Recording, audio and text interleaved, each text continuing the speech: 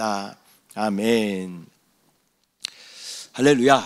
주님이 우리 가운데 함께 하십니다. 이 시간 믿음 가지고 또 말씀 앞에 우리의 삶을 조명해 보며 또 주님 앞에 다짐하며 나아가는 귀한 시간 되시기를 축복합니다. 오늘 함께 나누실 말씀은 사무엘상 15장 22절 말씀입니다.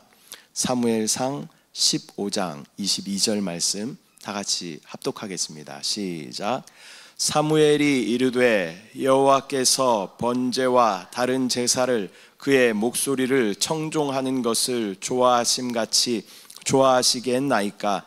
순종이 제사보다 낫고 듣는 것이 숫양의 기름보다 나으니. 아멘. 할렐루야. 저는 오늘 본문의 말씀을 가지고 나는 말씀에 순종함으로 형통케 된다라는 제목으로 말씀 나누도록 하겠습니다. 제목을 한번 따라하겠습니다. 나는 말씀에 순종함으로 형통케 된다. 아멘. 우리가 말씀에 순종할 때 하나님의 놀라운 형통함의 복을 누리게 될 줄 믿습니다. 예수님께서 이 땅 가운데 오셔서 하신 큰 세 가지 사역을 3대 사역 이렇게 이야기하는데요. 그것이 첫 번째는 가르치는 사역을 하셨습니다. 가르치는 사역을 하셨어요. 예수님께서는 또 배에 오르셔서 가르치시고 또 산에 오르셔서 가르치시는 사역들을 제자들을 또 함께 동행하면서 순간순간 계속 가르치시는 그런 사역을 하셨습니다. 이 두 번째 사역은 천국 복음을 전하는 그러한 사역을 하셨습니다. 때가 가까이 왔다. 하나님을 믿어야 된다. 그런 천국 복음의 사역을 하셨습니다. 또 하나는 몸과 마음이 병든 자들을 고쳐주시는 그러한 치유의 사역을 하셨습니다. 이것을 예수님의 3대 사역, 공생의 3대 사역 이렇게 이야기하는 것입니다. 예수님은 그 중에 또 많은 시간을 병자를 치유하시는데도 많은 시간을 사용하셨지만 예수님께서는 또 가르치시는데 많은 시간을 사용하셨습니다. 예수 그리스도의 가르침에 많은 사람들이 또 깨닫고 변화되는 그러한 변화들이 일어나게 된 것입니다. 왜냐하면 예수님의 말씀에는 권세가 있기 때문에 어떤 일반 학자들이나 아니면 선생들이 가르치는 그런 가르침과는 질적으로 다른 사람의 내면을 변화시키는 그러한 놀라운 능력의 말씀의 힘이 있었기 때문입니다. 예수님은 이 권세 있는 말씀으로 우리에게 또 하나님의 나라의 백성이 또 이 땅 가운데 어떻게 살아야 하는지 우리 가운데 말씀하여 주시고 또 무엇을 위해 살아야 하는지에 대해서 가르쳐 주시는 줄 믿습니다. 또한 예수님은 우리 가운데 너는 세상의 빛이다, 너는 세상의 소금이다 라고 말씀하십니다. 이 어두워져가는 이 세상 가운데 빛과 같은 그러한 사명을 감당할 것을 우리 가운데 말씀하십니다. 또 이 소금의 기능이 뭘까요? 소금의 기능은 맛을 짜게 하는 기능도 있고 또 무엇이 상하지 않도록 이것을 하는 그런 또 기능이 있는 것이죠. 그래서 뭐 장아찌나 뭐 이런 것들을 담글 때 짜게 담그는 거예요. 김치 같은 거 담글 때도 소금에 절여두는 것이 오래 보관하기 위해서 상하지 않게 하기 위해서 그렇게 그런 기능이 소금에 있다라는 것입니다. 우리가 예수님의 말씀을 깊이 묵상하고 순종할 때 우리는 이처럼 빛과 소금의 역할을 잘 감당할 수 있게 되는 줄 믿습니다. 어둠을 밝히고 또 썩어지지 않는 그런 축복을 누릴 수 있게 되는 줄 믿습니다. 오늘 제목이 나는 말씀에 순종함으로 형통케 된다라는 제목입니다. 근데 형통이라는 말이 세상에서는 잘 쓰지 않는 말이죠. 학교에서 형통이란 말 들어봤어요? 네.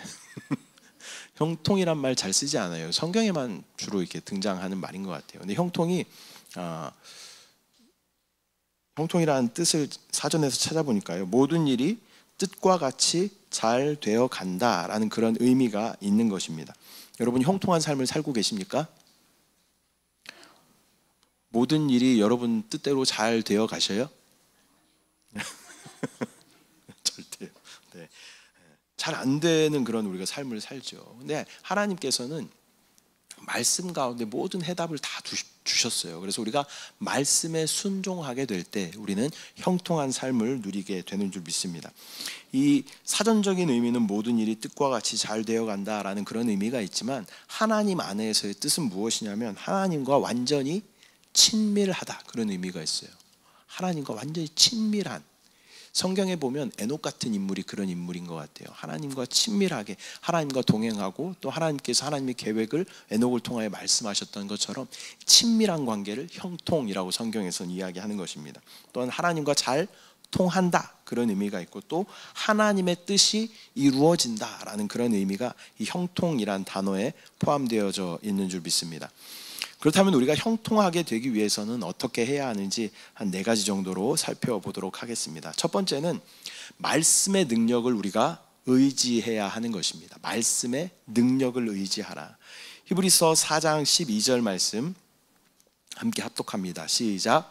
하나님의 말씀은 살아있고 활력이 있어 좌우에 날선 어떤 검보다도 예리하여 혼과 영과 및 관절과 골수를 찔러 쪼개기까지 하며 또 마음의 생각과 뜻을 판단하나니. 아멘. 우리가 순종함으로 형통케 되기 위해서는 먼저 하나님의 말씀의 능력을 의지해야 합니다. 하나님의 말씀은 살아있고 생명이 있다는 거예요. 또 활력은 뭐예요? 생명의 그런 살아있는 힘이 있다라는 거예요. 이것은 그냥 단순한 어떤 문자가 아니라 이 안에는 생명이 있다는 거예요. 생명이. 또 능력이 있다라는 것입니다. 그래서 그 말씀을 우리가 붙잡고 순종하며 따라가면 우리 안에는 놀라운 능력이 나타나게 되는 줄 믿습니다. 하나님의 말씀은 또 세상의 말씀과 달리 생명력을 가지고 있는데 이 하나님의 말씀이 우리 안에 심겨지면 생명이라는 것은 뭐예요? 변화되고 성장하게 하는 그런 능력이 있다라는 것입니다.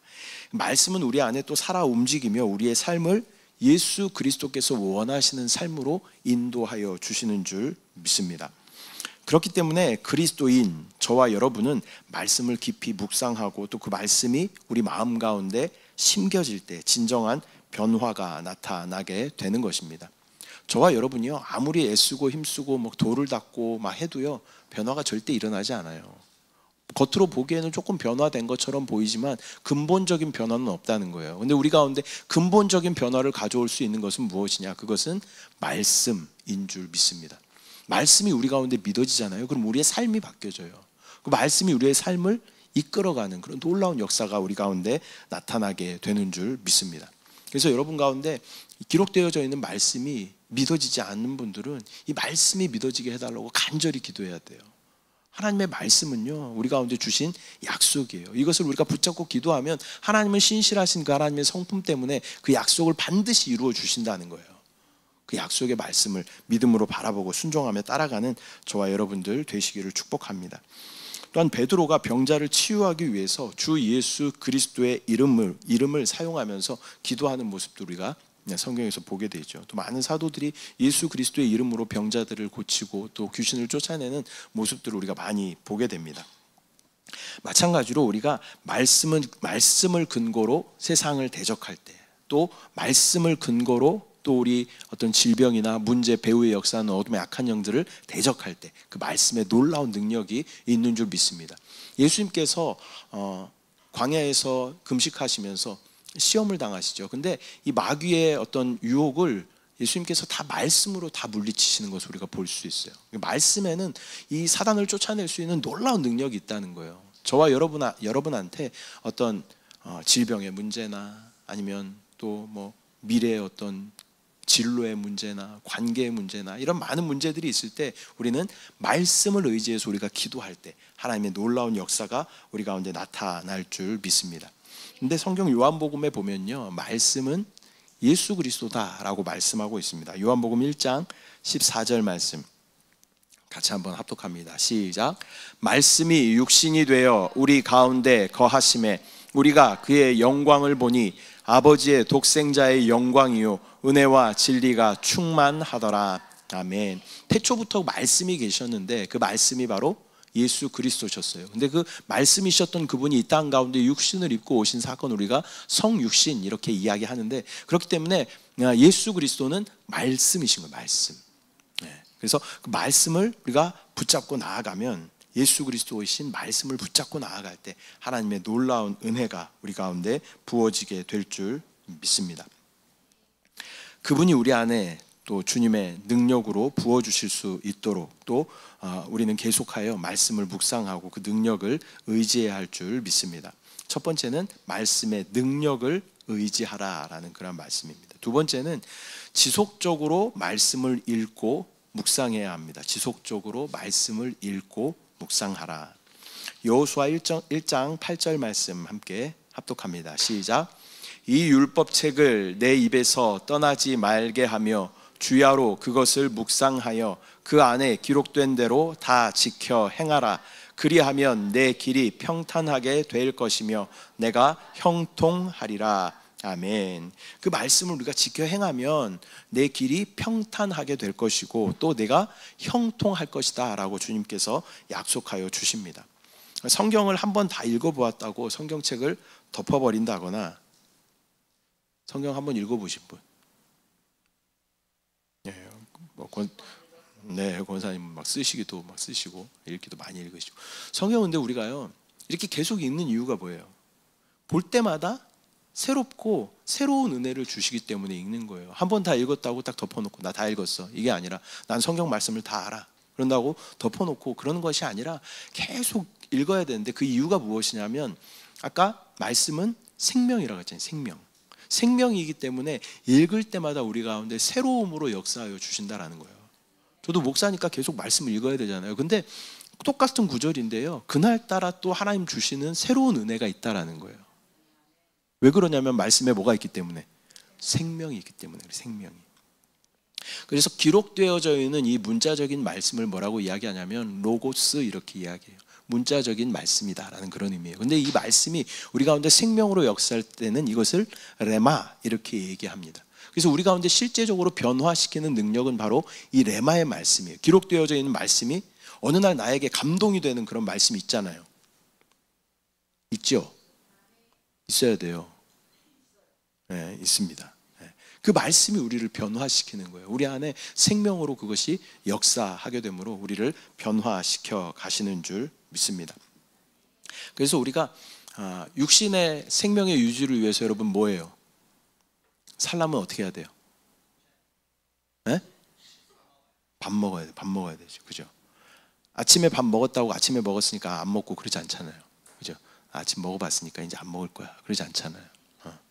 아침 먹으면 또 뭐 먹어야 돼요? 네, 점심 먹으면 또 뭐 먹어야 돼요? 저녁 먹으면 또 뭐 먹어야 돼요? 네, 야식도 먹어야 됩니다. 야식도 먹어야 돼요. 그런 것처럼 야식 한 번 먹었다고 안 먹는 거 아니잖아요. 그런 것처럼 계속 우리가 어떻게 해야 살아요? 먹어야 사는 거, 먹어야 사는. 영적인 원리도 똑같아요. 우리가 이 말씀 내가 한번 먹었다고 안 먹는 것이 아니라, 여러분 쌀밥 한번 먹고 내가 쌀밥 먹어봤으니까 절대 안 먹을 거야 그러지 않잖아요. 여러분 평생 어떻게 밥 계속 먹어야 돼요. 그런 것처럼 말씀도 똑같은 거예요. 말씀을 뭐라 그래요? 영적인 양식 이렇게 이야기하는 거예요.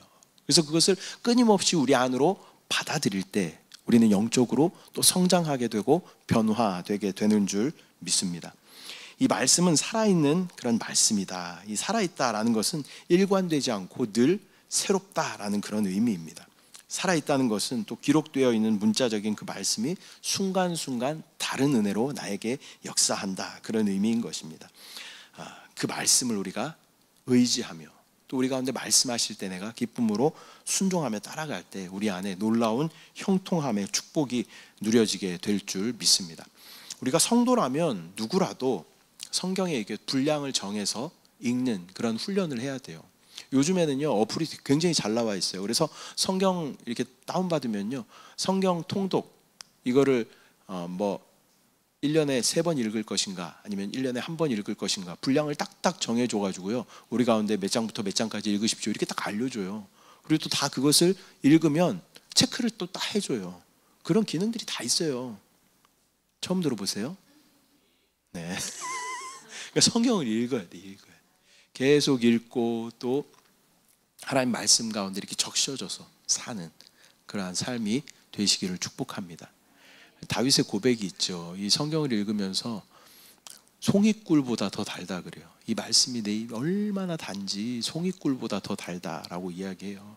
근데 다윗이 살던 그 시대는 아마 역사서 몇 권 하고 그 다음에 창세기부터 창출 내민신 뭐 이 정도, 모세오경 정도 하고 역사서 몇 권 이 정도 아마 있었을 거예요.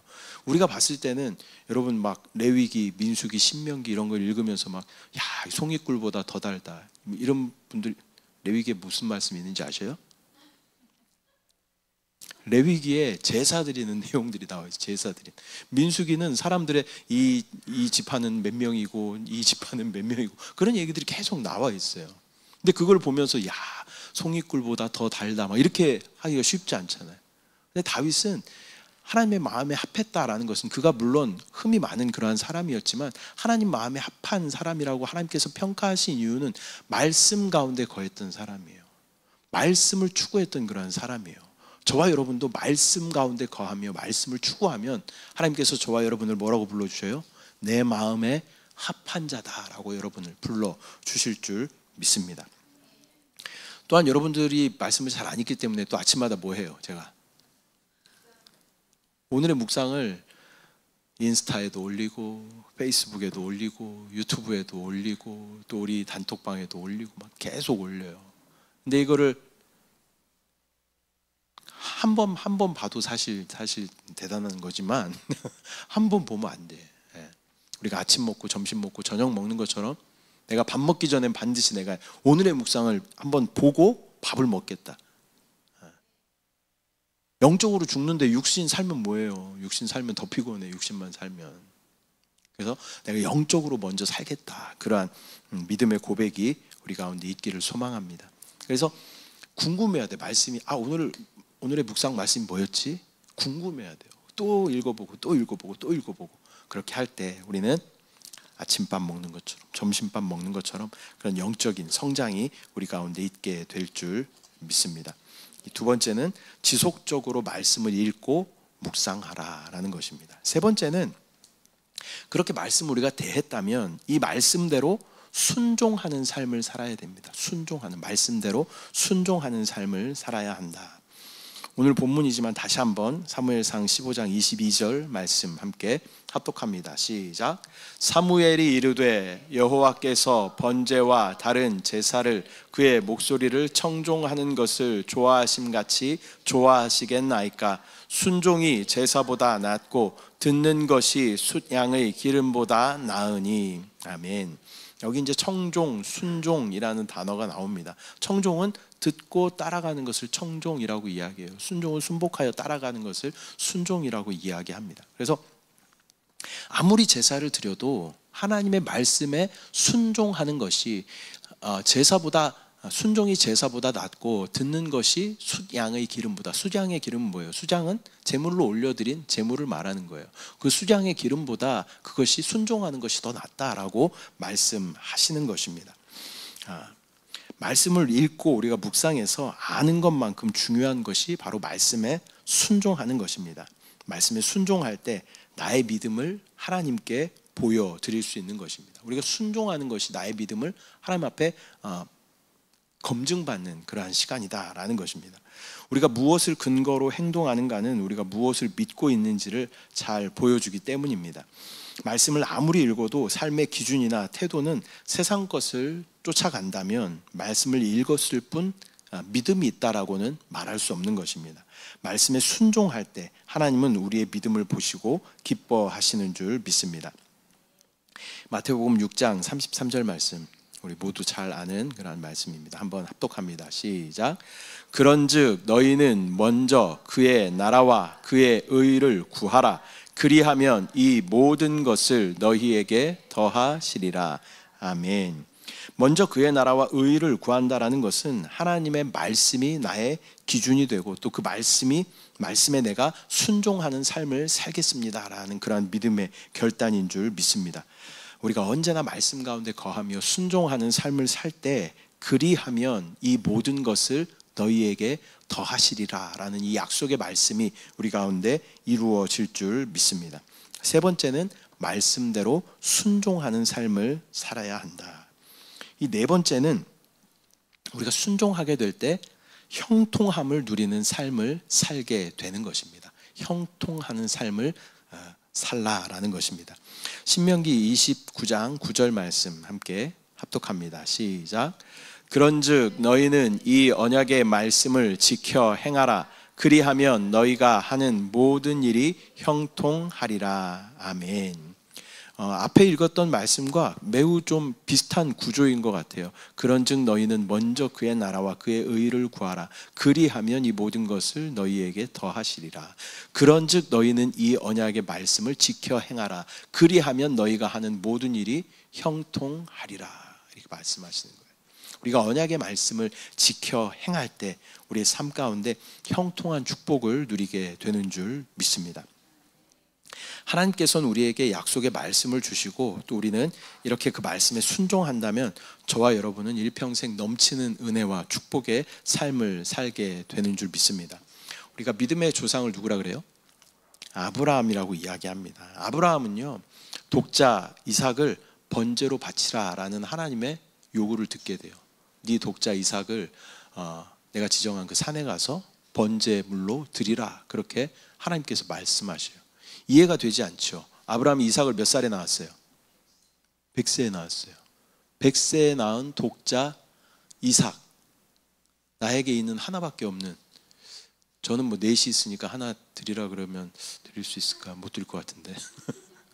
근데 하나 있는데 그 하나를 하나님께서 나에게 바쳐라 라고 이야기해요. 근데 아브라함은 즉각 순종합니다. 그리고 사흘 길을 걸어가서 모리아 산에 가서 또 이 제단을 펼쳐놓고 또 이 땔감들을 펼쳐놓고 거기에 아들 이삭을 결박하여서 그 위에 묶고 둡니다. 그리고 칼을 빼서 이삭을 죽이려고 할 때 하늘에서 소리가 나죠. 아브라함아, 아브라함아, 아이에게 손대지 말아라. 그렇게 하나님 말씀하시고 또 가시던 불에 순양 한 마리를 예비하셔서 그 양으로 예배하게 하시는 그러한 하나님을 우리가 보게 되는 것입니다. 그리고 나서 하나님의 평가는요, 이제야 네가 나를 경외하는 줄을 내가 알겠다라고 하나님께서 말씀하셔요. 그래서 우리 믿음에는요, 반드시 순종함과 행함이 있어야 된다라는 것입니다. 그렇게 할 때 우리 가운데 놀라운 축복이 나타나게 될 줄 믿습니다. 아브라함의 입장은 이렇고요. 또 이삭의 입장에서도요. 이삭이 당시 몇 살 정도 됐을까요? 17살에서 한 20살 정도 됐다라고 이야기해요. 아주 혈기왕성할 그러한 때죠. 그러니까 뭐 주한이 정도 되는 그런 나이인 거예요. 근데 120세 된 할아버지가 이 아들들이 아니군요. 아들을 데리고 결박을 해요. 막 꼬부랑 할아버지가, 내가 모르겠어요. 그 당시에 120은 얼마나 팔팔할지 잘 모르겠지만 아들을 아주 쌩쌩한, 진짜 막 쇠도 씹어먹을 것 같은 이 아들을 결박을 해가지고 거기다가 이게 제단으로 두고 칼을 빼서 이제 잡으려고 하는 거예요. 근데 이 이삭의 입장에서도 목숨을 건 순종이죠. 사실 전혀 이해가 되지 않는 상황이에요. 아버지가 노망이 나셨나? 얼마든지 그 아버지를 뿌리치고 도망갈 수 있는 그런 상황이겠죠. 근데 이 이삭은 이 단번에 목숨을 건 순종으로, 아버지 입장에서도 굉장히 어려운 숙제였고 아들인 이삭의 입장에서도 굉장히 어려운 숙제였어요. 근데 이것을 단순하게 그냥 하나님이 하라 그랬으니까 하는 거야. 그리고 하는 거예요. 둘 다. 이 순종을 통해서 아브라함은 놀라운 인생의 축복을 누리게 됩니다. 믿음의 조상이 되는 거죠. 실제로는 아들을 하나밖에 낳지 못했지만 우리 모두가 뭐라고 불러요? 아브라함을 믿음의 조상이라고 부르는 거예요. 저와 여러분이 다 아브라함의 자손들이 되는 거예요. 하나님께서 밤에 아브라함을 데리고 밖에 나가서 별을 보여주시잖아요. 너의 자손들이 이렇게 될 거다라고 말씀하시는 거예요. 저와 여러분이 그렇게 지금 아브라함의 자손으로 이렇게 있게 되는 것입니다. 이삭도 마찬가지예요. 그 단번에 순종으로 말미암아 평생 하나님의 놀라운 축복을 누리게 되는데, 이삭이 받은 축복이 무엇이냐면요, 파는 곳마다 우물이 막 터져 나와. 그 당시에 우물이 나오는 거는요, 로또 맞는 거하고 똑같아요. 로또 맞는 거. 안 맞아봐서 잘 모르겠지만, 근데 로또를 몇 번 계속 맞는 거예요. 3번 연속 계속 맞는 거예요. 당첨이 계속되는 거예요. 로또가. 이런 놀라운 축복을 하나라도 한 3등이라도 맞으면 좋겠지만 1등 계속 맞는 것과 같은 그런 놀라운 은혜를 누리게 됩니다. 또 한 해에 이게 소산을 100배의 소산을 얻게 돼요. 100배의 소산. 100배의 소산이라면요, 지금 연봉을 뭐 최소 한 3천 이렇게 잡는다고 치면 100배의 소산이면 얼마예요? 3천 3억, 30억. 한 해에 30억이라는 이 소산을 얻게 되는 거예요. 하나님께서 그렇게 순종하는 사람들에게는 하나님의 형통한 축복, 물론 이 땅에서의 어떤 물질만이 축복이다라고 이야기할 수 없겠지만 하나님께서 형통한 길로 인도하여 주신다라는 것입니다. 저와 여러분도 하나님의 말씀 가운데 순종함으로 이 하나님의 놀라운 축복을 누리는 저와 여러분들 되시기를 축복합니다. 마지막으로 순종함으로 치료받았던 어떤 한 사람을 소개하도록 하겠습니다. 그 사람의 이름은 나아만이라는 장군입니다. 열왕기하 5장 13절부터 15절까지 말씀을 함께 합독합니다. 시작. 그의 종들이 나와서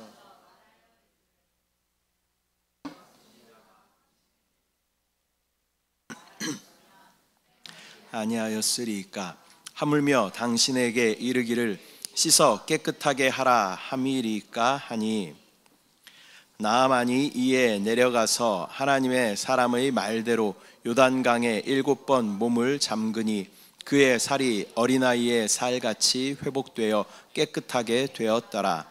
나아만이 모든 군대와 함께 하나님의 사람에게로 돌아와서 그의 앞에 서서 이르되 내가 이제 이스라엘 외에는 온 천하에 신이 없는 줄을 아나이다. 청하건대 당신의 종에게서 예물을 받으소서 하니 이 아람이라는 나라 이 왕의 군대 장관 나아만은 이 왕의 군대 장관이었습니다. 많은 사람들에게 인정받고 위대한 그런 용사였어요. 근데 그에게 한 가지 흠이 있다면 나병에 걸린 거예요. 나병은요 문둥병이에요. 이렇게 피부가 썩어 들어가는 그런 병이에요. 그래서 계속 이렇게 손이 막 하얗게 되고 그러한 병 가운데 피부병 가운데 있는 것이죠. 아주 높은 지위에 있었던 그러한 사람입니다. 군대 장관이라고 하면 지금으로 치면 뭐좀 될까요? 대장 정도 될까요? 네, 뭐 국방부 장관 정도 될까요? 아니면 뭐 대통령을 하는 사람 뭐라 그러죠? 경호실장 정도 되는 그 정도 될 것 같아요. 그러니까 높은 신분에 있는 그러한 사람이었죠. 남부러울 것이 없었던 그러한 사람인데 나병에 걸리게 됩니다. 그런데 어느 날 이스라엘에서 종으로 잡혀온 한 소녀가 있었어요. 근데 이스라엘에는 이 병을 치료할 수 있는 선지자가 있다. 그 사람에게 한번 가보라 이렇게 이야기를 합니다. 그래서 어린 소녀가 이야기하는 것인데 근데 이게 얼마나 절박했으면 지푸라기라도 잡고 싶은 심정으로 그 엘리사를 찾아갑니다. 근데 엘리사가 높은 사람이 왔으니까 반겨주고 또 직접 나와서 이렇게 대면해주고 이렇게 할 줄 알았는데 얼굴도 보지 않고 종을 시켜서 요단강에 가서 7번 몸을 씻으십시오 이렇게 전달을 해요. 나아만의 입장에서는 굉장히 자존심이 상했겠죠. 내가 그래도 군대 장관인데 나와보지도 않고 종을 시켜서 그렇게 이야기한다니 되게 무례하다 이렇게 생각했을지 몰라요. 근데 옆에 있는 사람들도 이렇게 잘 다독여서 나중에는 결국에는 나아만이 이 물도 더러운 그 요단강에 가서 7번 몸을 씻게 됩니다. 근데 7번째 딱 씻고 나오니까 나병이 깨끗하게 치료받게 되는 것을 경험하게 되는 것이죠.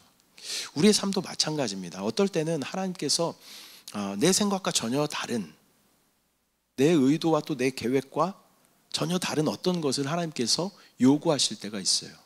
그때 우리에게 필요한 것은 무엇이냐면 단순하게 순종하는 것이 필요합니다. 이것저것 재지 말고 다른 사람들 세상이 이것을 어떻게 평가할까 생각하지 말고 하나님께서 원하신다면 아브라함과 이삭이 그것을 알지 못했지만 그 의미를 이해하지 못했지만 단순하게 순종함으로 하나님의 놀라운 형통한 복을 누렸던 것처럼 저와 여러분도 마찬가지로 좀 신앙에는요 단순함이 필요해요. 저를 보세요. 되게 단순해 보이지 않나요? 아닌가요? 원래는 제가 되게 이렇게 샘에 밝은 사람이고 그 다음에 어떤 경우의 수들을 많이 생각했던 그런 사람이에요. 근데 믿음이 점점 더 신앙의 연륜이 점점 깊어질수록 점점 단순하게 돼가는 것 같아요. 그래서 어느 때는 내가 왜 이렇게 좀 바보 같지? 이렇게 다 단순해졌지? 이런 생각을 하지만 하나님 입장에서 봤을 때는요 이렇게 변화되기를 하나님께서 원하시는 것 같아요. 그래서 점점 하나님 앞에는 단순함으로 내가 이해돼서 순종하는 것이 아니라 그냥 하나님 말씀하셨기 때문에 순종하는 거예요. 그래서 이 라면 사역하는 것도 사실 이해관계를 따지고 하면 못하죠. 근데 하나님께서 그냥 하라고 하시니까 하는 거예요. 그랬더니 하나님이 하시더라고요, 진짜로. 하나님이 라면을 공급해 주시고, 하나님이 또 간식을 공급해 주시고, 하나님이 또 친구들을 보내주시고, 그래서 그들과 대화하게 하시고, 또 함께 기도하게 하시고, 또 결신하게 하시고, 하나님이 하시더라는 거예요. 그래서 우리는 믿음에 있어서는 조금 단순해질 그런 필요가 있다. 단순하게 하나님 앞에 우리가 반응할 때 하나님의 놀라운 은혜를 누리게 될 줄 믿습니다. 내 안에 성령이 계신다라는 것을 우리가 알지만 아는 것만으로 우리 가운데 능력이 나타나지 않아요. 그것을 내가 온전한 믿음을 가지고 순종하며 내 안에 계신 성령님께 순종하며 나아갈 때 우리 가운데 능력이 나타납니다. 또 주님께서 뭐라고 말씀하셔요? 사랑하라라는 것이 주님의 계명이에요. 그것을 우리가 아는 것만으로 이것이 믿음이라고 여겨지지 않는다라는 것입니다. 사랑하라라고 말씀하셨으면 실제로 어떻게 해야 돼요? 순종함으로 사랑해야 돼요. 그럴 때 우리 가운데 하나님의 은혜가, 능력이, 또 축복이 나타나게 되는 것입니다. 로마서에 보면, 로마서는 이렇게 구원의 과정들이 이렇게 기록되어져 있어요. 근데 그것을 네 단어로 요약해 보면요, 알고, 여기고, 드리고, 행함, 이 네 단어로 우리가 요약할 수 있어요. 그러니까 아는 것을 우리가 착각하는 건 뭐냐면, 내가 아는 것을 믿음이라고 착각해요. 절대 그렇지 않다는 거예요. 여러분, 아는 것을 여러분 믿음이라고 착각하지 마십시오. 이 사단이 속이는 거예요. 우리가 알면, 여긴다라는 말은 무슨 말이냐면 내가 그것을 믿는다, 그런 의미가 있어요. 그렇게 믿은 사람은 어떻게 하냐면 우리의 삶을 주님 앞에 드릴 수 있는 거예요. 여러분, 목숨처럼 생각하는 여러분의 시간, 여러분의 물질, 여러분의 재능, 또 여러분의 열정을 하나님 앞에 기쁨으로 드릴 수 있는 그러한 삶이 되는 것입니다. 또한 행하는 믿음이 우리 가운데 구원의 완성이다라는 것을 우리가 바라봐야 돼요. 알고 믿고 나의 삶을 드리고 행하는 믿음이 있을 때 하나님께서는 이것을 믿음으로 여겨 주실 줄 믿습니다. 말씀 맺도록 하겠습니다. 오늘 형통이라는 단어를 설명을 드렸습니다. 하나님과 친밀한 것이 형통이다. 그리고 네 가지에 대해서 말씀드렸습니다. 첫 번째는 하나님의 말씀의 능력을 의지하라. 하나님의 말씀은요, 좌우의 날선 검같이 활력이 있어요. 활력이 있어. 살아있는 능력이 있다라는 거예요. 그 말씀을 우리가 믿을 때, 믿음으로, 단순하게 믿음으로 반응할 때 그것이 우리 가운데 생명과 능력으로 나타날 줄 믿습니다. 두 번째는 그리스도인들은 지속적으로 말씀을 읽고 묵상해야 된다. 여러분, 그리스도인이잖아요.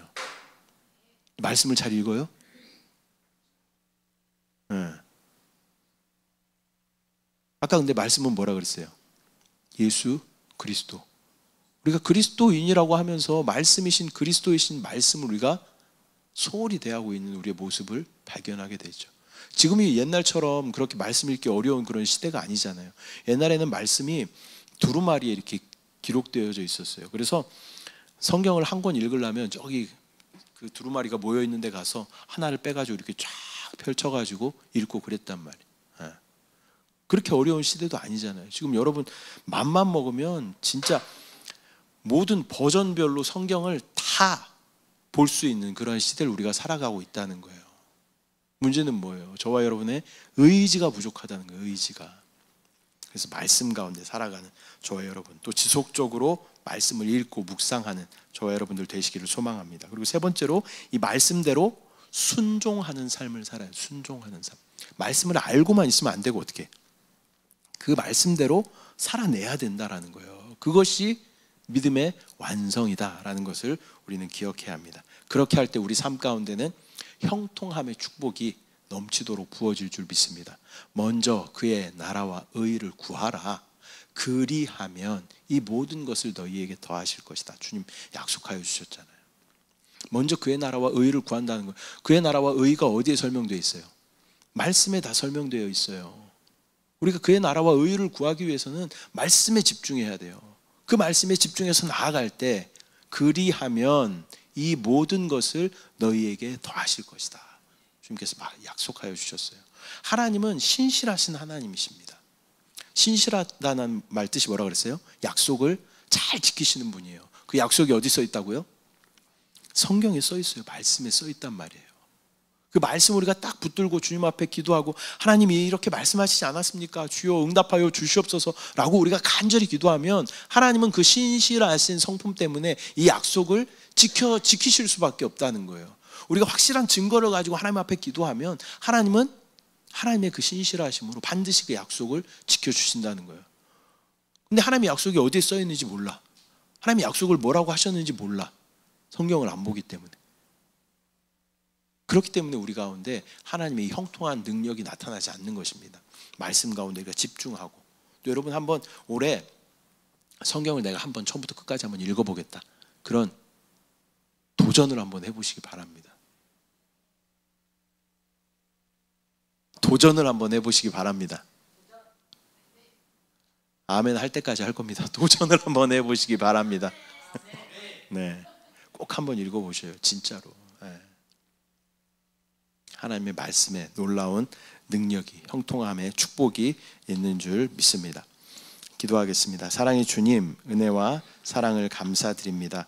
귀한 날 우리 가운데 허락하여 주시고 함께 모여 또 말씀 가운데 우리의 삶을 점검하게 하심을 감사합니다.